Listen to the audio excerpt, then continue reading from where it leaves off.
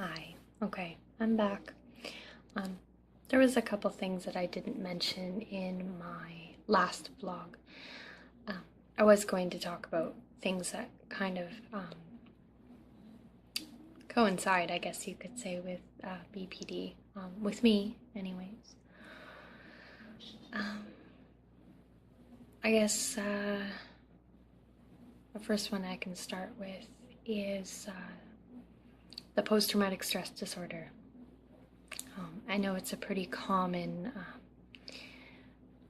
thing to go along with BPD, and I have to say that the last couple of months I've had some of the most morbid flashbacks of my life. I finished therapy in January, and what this therapy that I did was psychodynamic therapy. So what they really do is they dig into your past, and it kind of shows you a way of figuring out why you do what you do. And when it finished, as I was going through it, obviously it was very hard, and you had to pretty much be brutally honest with yourself, or you weren't going to get anything out of it. So I want to tell anybody that might be thinking about therapy or going into therapy, especially if it's a group, it can be very nerve-wracking. You're sitting around with a bunch of strangers telling your deepest, darkest secrets. But if you're not completely open and honest and just do it, you won't get anything out of it. Anyways, so I finished in January, and shortly after that, I have been having what I am still trying to figure out, because I've had a lot of appointments, neurologist appointments, to see if I'm having seizures. Now, I did a video already on sleep paralysis and hallucinations. One of the possibilities is that it could be panic attacks in my sleep. And that is a big part of post-traumatic stress disorder. So, I'm getting a CT scan anyways this week. And I'm pretty sure I can figure out why I've been thrown back into my cycle. It's not every day you can just come out and say, I feel like this and I feel like that, and let's figure it out. It's very hard to do that, and especially if you feel like a burden. If you feel like a burden, which is a pretty common feeling with BPD, you don't want to talk about your problems because you don't want to bother other people. Yeah. I say this all the time, and I say it to you guys, and I've said it to other people. As much as I can give you advice, I have a hard time taking it myself. But I very much do this. I don't want to bother people. I don't want to tell them what's going on, because sometimes I just don't even let myself know what's going on. So I avoid it, I shove it down, I pretend like everything's okay, even though, it might feel like it at the time. Then I explode. And that's what happened. I am very much stuck in the part of the cycle right now where I feel very shameful and embarrassed, and I feel like I look at the world around me and I feel like I'm the only one who exists with these issues. I know I'm not, but it is a very common feeling for me. I'm just straight up with the honesty today, aren't I? Anyways. I'm going to talk about self-harm a little bit, because it's something that I wasn't sure if I was going to really bring up on my channel. I'm going to. I'm going to start with, there was a lot of things that actually came up in my therapy that I had never even looked at as being a form of self-harm. Like I mentioned in my last video about tearing the tendon in my shoulder, I had never looked at that as a form of harm or punishment on myself, even though I had done it.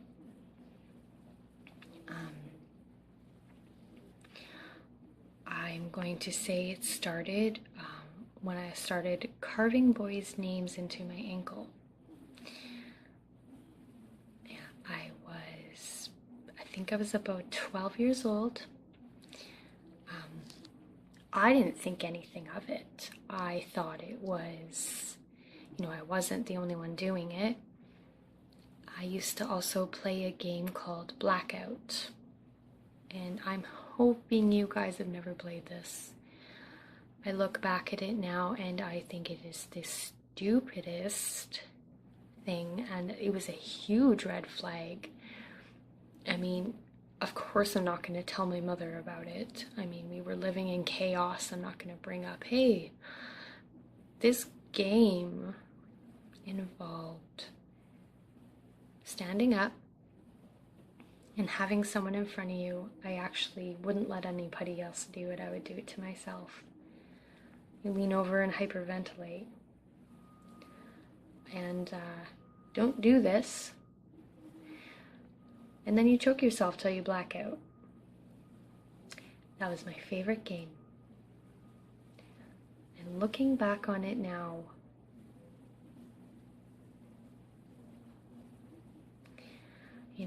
I was, how old? It's only been 3 years since I've had this diagnosis, and I started seeking help. So many times when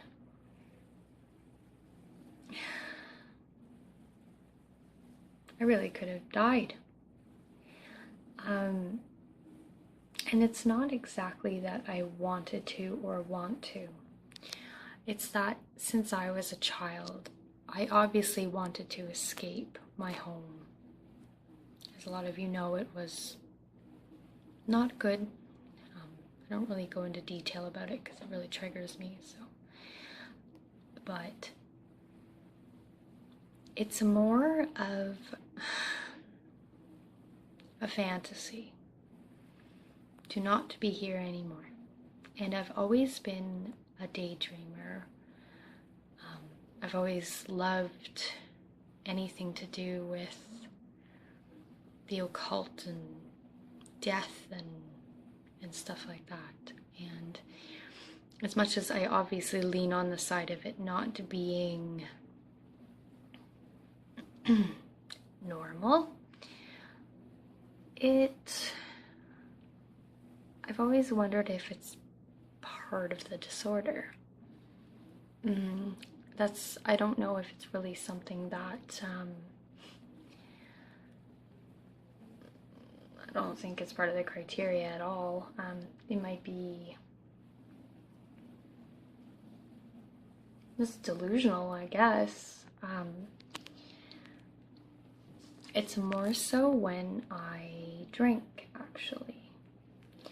And I don't drink much anymore because I know that as much as when I'm sober, I really have actually a hard time getting in touch with my emotions and I feel very numb. It all comes at me like tenfold when I've been drinking.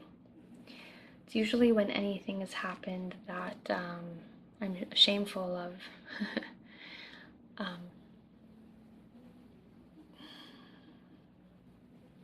See, I'm running around in circles now. My brain is just so busy.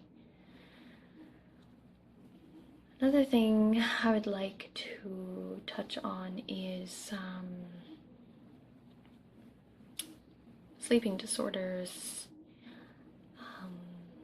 One of my viewers had mentioned that it very much sounds like I have a lot of the traits of narcolepsy, and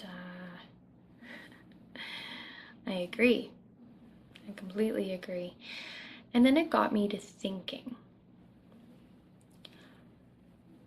Besides some obviously huge red flags that have to do with borderline that I have shown and acted out, what if so many of these disorders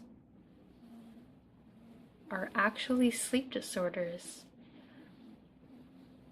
I'm going to be questioning that for a long time, because I mean, how many of you guys, or how many people you know that maybe you think have BPD, or maybe you think you do, or they have it, that have an extremely hard time with their sleep, sleeping all the time, or you're not sleeping at all? And obviously it's going to affect your mood, like I've said before. It affects your eating, it affects your circadian rhythm, it screws everything up. And on one hand, I don't want another diagnosis of any kind, I don't. But what if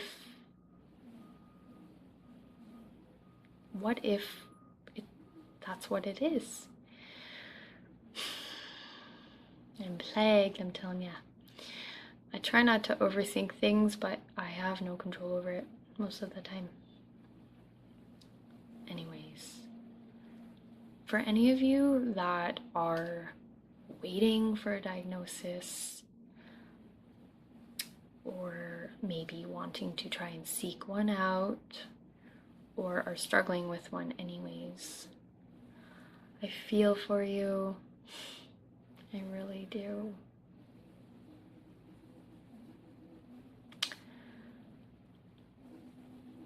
Yeah. I want to get my mojo back. I haven't been making as many videos as normal. I'm sure a lot of you know that. It's hard for me to really get into that state of mind, which I like to be when I'm making those videos, because otherwise I don't feel it's real. I will get there. I'm in the bottom of the cycle again right now, and I'm clawing my way out of it. I really am. Faster than normal, which is good, but I don't really know what else to say right now.